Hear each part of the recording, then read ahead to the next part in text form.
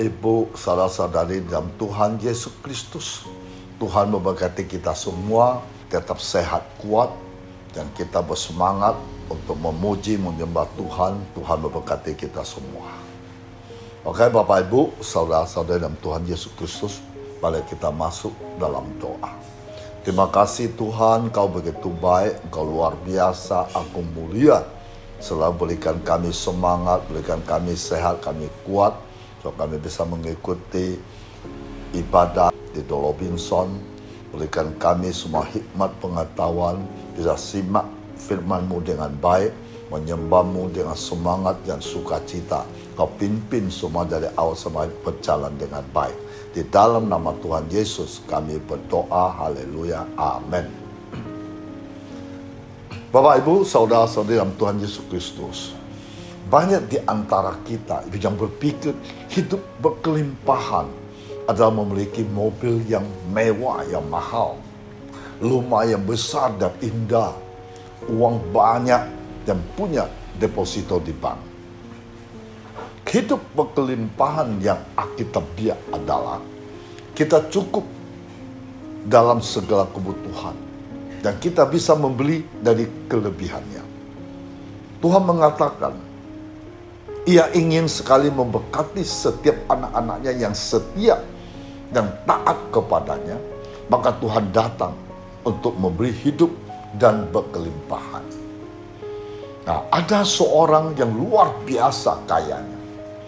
Ia memiliki begitu banyak usaha, mulai dari spa, pabrik, dan hotel, dan lain-lainnya.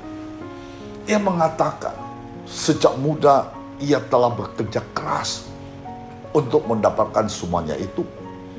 Tetapi ketika ia memiliki semuanya itu, ia berpikir semua hartanya bisa membuat ia memiliki sukacita dan damai sejahtera. Ternyata ketika itu semua ia dapatkan, ia malah hidup dengan kekhawatiran dan kecemasan, kebingungan dan ketakutan. Namun pribadinya ingin sekali mendapatkan sukacita itu. Ingin sekali mendapatkan damai sejahtera itu. Dan singkat ceritanya, akhirnya ia menemukan kasih Tuhan itu luar biasa. Kemudian dia mengatakan, inilah yang saya cari selama ini. Wah. Terus dia mengatakan, puji Tuhan, Yesus adalah sumber segalanya. Ketika Yesus ada di dalam kehidupan kita, sukacita damai sejahtera itu akan menjadi milik kita. Nah, kita bisa lihat Yohanes 14 ayat 27. Damai sejahtera kutinggalkan bagimu, damai sejahteraku kuberikan kepadamu, dan apa yang kuberikan tidak seperti diberikan oleh dunia kepadamu. Jangan gelisah dan gentar hati. Bapak, Ibu, saudara-saudara dalam Tuhan Yesus Kristus. Jadi ciri orang yang diberkati Tuhan adalah, pertama, ia pasti memiliki sukacita, damai sejahtera dalam hidupnya. Kedua, ia sangat cinta kepada sumber berkat itu dari Yesus. Ketiga, ia suka menabur untuk pekerjaan Tuhan. Keempat, ia suka memberi kepada orang yang membutuhkan. Yang kelima, ia memiliki karakter ilahi. Yang keenam, ia mau berkorban. Ketika ciri-ciri tersebut ada dalam diri kita, kita bisa memastikan bahwa kita ada orang yang diberkati oleh Tuhan. Kita diberkati harus menjadi saluran berkat. Jangan pernah katakan kepada diri kita bahwa kita ini hidup papasan. Tuhan ingin setiap anak-anaknya diberkati secara berlimpah-limpah, menjadi saluran berkat kepada orang lain. Nah, jadi setiap manusia ingin berhasil dalam totalitas hidupnya. Bahkan bukannya hanya berhasil, tetapi juga diberkati. Dua kata kunci berhasil. Diberkati adalah kata penyemangat, penggerak roda hidup, dan pemacu energi. Kendati demikian, fakta membuktikan bahwa tidak semua orang hidup berhasil dan diberkati. Nah, fakta itu memicu pertanyaan, apakah hidup sukses dan diberkati hanya diperuntukkan bagi orang-orang tertentu saja? Jawabnya tidak. Semua orang punya potensi untuk sukses dan diberkati. Kalau demikian, apa sih rahasianya? Berikut beberapa kunci rahasia pembuka pintu sukses dan pintu berkat, yaitu menjadi pribadi diberkati Tuhan merupakan harapan setiap orang percaya. Siapa sih orang tidak mau diberkati? Semua orang tentu mau, bahkan sangat mau untuk diberkati. Nah, Bapak, Ibu, saudara-saudari dalam Tuhan Yesus Kristus, kita ingat dan kita sadar, perkataan manusia tidak mempunyai kuasa untuk mengubah situasi dunia pada umumnya. Tetapi sepatah kata dari firman Tuhan mampu mengubah apapun yang dihendakinya. Nah, dalam pelayanannya yang menghadap Firaun, Musa dengan kuasa dari Tuhan mampu mengubah situasi di mana Firaun yang disebut keras kepala akhirnya membiarkan bangsa Israel keluar dari tanah Mesir melalui mujizat-mujizat yang terjadi. Nah, kita bisa lihat di Alkitab Keluaran pasal 11 ayat 1-3. Berfirmanlah Tuhan kepada Musa, aku akan mendatangkan satu tulah lagi atas Firaun dan atas Mesir. Sesuatu ia akan membiarkan kamu pergi dari sini. Apabila ia membiarkan kamu pergi, ia akan benar-benar mengusir kamu dari sini. Baiklah katakan kepada bangsa itu, supaya setiap laki-laki meminta barang-barang emas dan perak kepada tetangganya, dan setiap perempuan kepada tetangganya pula. Lalu Tuhan membuat orang Mesir bermurah hati terhadap bangsa itu.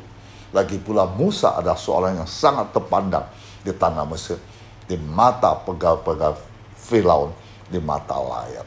Nah, Bapak Ibu, kita tahu firman Allah itu berkuasa. Firman Tuhan itu bisa menjadikan segala-galanya. Tidak mungkin menjadi mungkin, tidak ada menjadi ada. Nah, saya kasih contoh yang kedua, saya ambil adalah kisah Ishak berhasil karena Ishak tunduk pada firman Allah. Nah, kita baca lagi Keluaran pasal 26 ayat 1-4. Maka timbullah kelaparan di negeri itu. Ini bukan kelaparan yang pertama yang telah terjadi dalam zaman Abraham. Sebab itu Ishak pergi ke Gerar kepada Abimelek, raja orang Filistin. Lalu Tuhan menempatkan diri kepadanya serta berfirman, jangan pergi ke Mesir, diamlah negeri yang akan kukatakan kepadamu. Tinggal negeri itu sebagai orang asing, maka aku akan menyertai engkau dan memberkati engkau. Sebab kepadamulah dan kepada keturunanmulah akan kuberikan seluruh negeri ini. Aku akan menepati janji sumpah yang telah kuiklarkan kepada Abraham ayahmu. Aku akan membuat banyak keturunanmu seperti bintang di langit. Aku akan memberikan kepada keturunanmu seluruh negeri ini.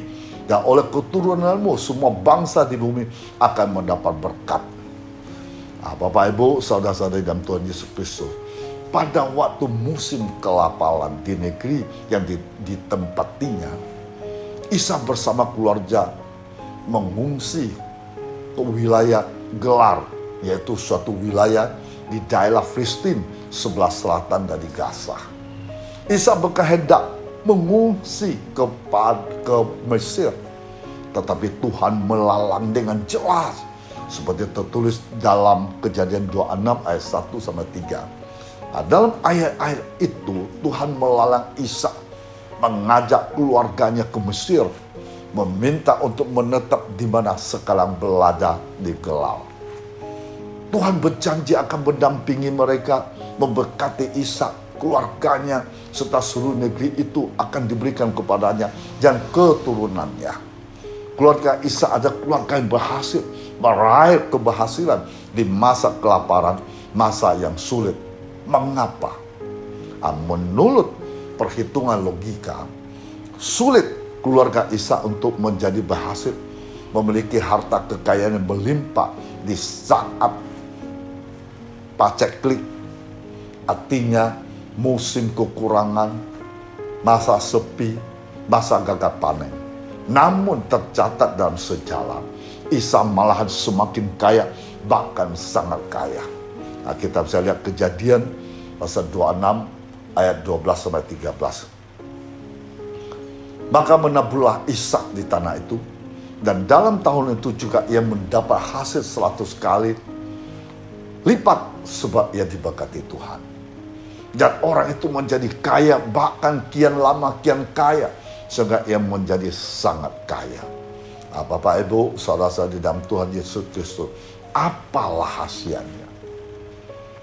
Ishak menaruh hidupnya di bawah otoritas Tuhan. Ishak saat taat, tunduk pada perintah Tuhan. Karena Ishak mengakui otoritas Tuhan dalam hidupnya. Nah, ia diperintahkan untuk tinggal di wilayah yang sedang didiami dan tidak diperbolehkan pergi ke Mesir. Maka Kejadian pasal 26 ayat 6 mengatakan, jadi tinggallah Ishak di Gerar. Nah, ini artinya Ishak bertindak dengan iman. Di Gerar, Ishak melihat tanahnya tidak subur, sehingga sulit untuk menanam apapun untuk hidupnya. Tetapi karena perintah Tuhan, Ishak tinggal di Gerar, lalu mulai menabur di tanah yang kurang subur itu. Tapi puji Tuhan, Tuhan memberkati dengan hasil 100 kali lipat. Ishak membuktikan karena taat, karena beriman, hidupnya berhasil. Nah, kita pun dapat menjadi pribadi berhasil dalam hidup ini, dalam melayani Tuhan, jika kita taat kepada perintah Tuhan dan hidup beriman, tidak semata-mata mengandalkan pikiran kita. Nah, rahasia diberkati oleh Tuhan, Bapak Ibu, saudara-saudari, yang dikasihi oleh Tuhan Yesus Kristus. Tentu setiap kita ingin agar Allah memberkati kita. Dari pihak Allah sebenarnya, Dia memang ingin memberkati hidup kita. Sehingga dari sisi Allah tidak ada masalah. Tetapi yang menjadi masalah adalah dari sisi kita. Sehingga seakan Allah tidak memberkati hidup kita. Dalam tulisan Nabi Yeremia yang dipimpin oleh Roh Kudus, memberikan penegasan bahwa ada syarat supaya Tuhan memberkati hidup kita. Nah, Nabi Yeremia menulis demikian, yaitu Yeremia 17 ayat 7. Diberkatilah orang mengandalkan Tuhan, menaruh harapannya pada Tuhan. Nah, secara teologis, Tuhan adalah segala-galanya bagi kita. Dengan demikian, sumber berkat bagi hidup kita. Tetapi kalau dosa, maka ada menjadi penghalang berkat antara Allah dengan kita. Namun, kita bersyukur karena penghalang berkat itu sudah diselesaikan oleh Tuhan Yesus Kristus. Terkait dengan hal itu, penulis Injil Yohanes menulis demikian, Yohanes 10 ayat 10. Pencuri datang hanya untuk mencuri dan membunuh dan membinasakan. Aku datang supaya mereka mempunyai hidup dan mempunyainya dalam segala kelimpahan. Nah, pertanyaan penting yang harus diajukan ialah, apakah rahasianya supaya hidup kita diberkati oleh Tuhan? Berdasarkan Yeremia 17 ayat 7 di atas, maka kita menemukan beberapa hal menjadi rahasia agar hidup kita diberkati oleh Tuhan. Pertama, kita harus andalkan Tuhan dan hikmat Tuhan. Ya, Bapak Ibu yang dikasihi oleh Tuhan Yesus Kristus, bila kita ingin agar hidup diberkati oleh Tuhan, maka langkah pertama harus kita lakukan ialah mengandalkan Tuhan dan hikmat-Nya. Mengapa? Karena kita ada makhluk yang lemah dan terbatas. Di sisi lain, hikmat manusia kita pun terbatas. Itu sebabnya kita butuh Tuhan, hikmat Tuhan dalam hidup setiap hari. Bila kita setia mengandalkan Tuhan dan hikmat-Nya, maka pastinya kita akan mengalami berkat Tuhan dalam hidup kita. Oleh sebab itu, bangunlah terus persekutuan dengan Tuhan melalui doa, pembacaan firman Tuhan, bersekutu dengan Dia setiap hari, sehingga kita dapat mengandalkan Tuhan dan hikmat-Nya. Yang syarat yang kedua, kita bisa dapat diberkati Tuhan. Andalkan kekuatan dan kuasa Tuhan. Langkah kedua supaya kita hidup mengalami pemberkatan Tuhan dengan mengandalkan kekuatan dan kuasa Tuhan. Jangan pernah mencoba untuk mengandalkan yang lain. Mengandalkan kekuatan sendiri ada kekuatan dari kuasa iblis. Yang ketiga, andalkan waktu Tuhan. Langkah ketiga harus kita lakukan supaya hidup kita diberkati oleh Tuhan. Ya, dengan mengandalkan waktu Tuhan. Mengapa? Karena waktu Tuhan itu pasti indah pada waktunya. Tuhan bekerja tidak terlalu cepat dan tidak juga terlalu lambat, namun selalu tepat pada kita. Yang empat, andalkan providensia Tuhan. Itu pemelihara Tuhan. Langkah keempat untuk mengalami pemberkatan Tuhan dalam hidup kita. Kita selalu berada dalam pemeliharaan Tuhan. Jangan pernah keluar dari pemeliharaan Tuhan. Jangan pernah mencoba untuk lari dari wilayah pemeliharaan Tuhan. Apabila kita melakukannya, maka kita akan mengalami masalah. Jadi selalu berusaha tetap di dalam providensi Tuhan. Yang kelima, andalkan perlindungan Tuhan. Langkah terakhir supaya hidup kita diberkati oleh Tuhan dengan mengandalkan perlindungan dari Tuhan. Mengapa? Karena perlindungan Tuhan atas kita sangat sempurna. Dia adalah Tuhan yang maha kuasa, yang maha besar. Kita adalah ciptaannya. Kita ada picit matanya, anak-anak kesayangannya. Jadi andalkan perlindungan Tuhan, maka Dia pasti melindungi kita dari segala jahat. Bapak Ibu, saudara-saudari yang Tuhan Yesus Kristus, ada 5 syarat kita harus lakukan, maka kita diberkati Tuhan luar biasa. Nah, saya kasih lihat lagi Filipi pasal 4 ayat 6 dan 7. Janganlah hendaknya kamu khawatir tentang apapun juga, tetapi nyatakan dalam segala hal keinginanmu kepada Allah dalam doa dan permohonan dengan ucapan syukur. Dan damai sejahtera Allah melampaui segala akal akan memelihara hati pikiranmu dalam Kristus Yesus. Saya tambah 1 ayat lagi, Mazmur 33 ayat 18. Sesungguhnya mata Tuhan tertunjuk kepada mereka takut akan Dia, bagi mereka mengharapkan akan terima kasih-Nya. Tuhan memberkati kita semua. Mari kita masuk dalam doa. Bapa, terima kasih. Hamba sudah menyampaikan isi hati-Mu kepada jemaat kami di tempat ini. So, kami tahu kami harus setia taat kepada perintah-Mu. Dan kami harus bisa mengerti supaya kami bisa diberkati satu jalan. Yang pertama, kami harus andalkan Tuhan dan hikmat. Doa kami juga harus bisa mengandalkan waktu Tuhan, pemeliharaan Tuhan, perlindungan Tuhan. Karena Engkau satu-satu Allah yang sanggup melakukan segalanya. Karena Engkau Allah yang dahsyat. Engkau Allah mampu segala-galanya. Terima kasih Tuhan. Lewat firman-Mu yang kami belajar, apapun kami lakukan, kami datang di hadirat-Mu, kami menghadap kepada-Mu, mengandalkan segala sesuatu kepada-Mu, karena Engkaulah sumber segala-galanya. Terima kasih Tuhan Yesus. Bapak, hamba tetap meminta Bapak ulurkan tangan-Mu yang perkasa, tangan-Mu penuh pengharapan, tangan-Mu penuh kuasa. Engkau tahu pada saat ini banyak umat-Mu mengalami banyak masalah, persoalan, tekanan hidup, penderitaan, sakit penyakit, dan masalah ekonomi, finansial. Hamba memohon Engkau belas kasihan kepada semua saat ini mengharapkan kepadamu. Engkau bermurah hati pada mereka sangat percaya taat kepadamu. Engkau mengubah situasi kondisi mereka. Engkau menyembuhkan sakit penyakit mereka. Engkau memberkati finansial mereka. Engkau berkati usaha pekerjaan mereka. Karena mereka mempunyai masa depan yang penuh cemerlang. Pada Allah kami sumpah, Allah pencipta langit dan bumi, Allah yang sanggup melakukan segala-galanya. Di dalam nama Tuhan Yesus kami berdoa. Haleluya. Amin. Mari kita arahkan tangan kita ke atas. Terimalah damai sejahtera Allah Bapa kita di surga.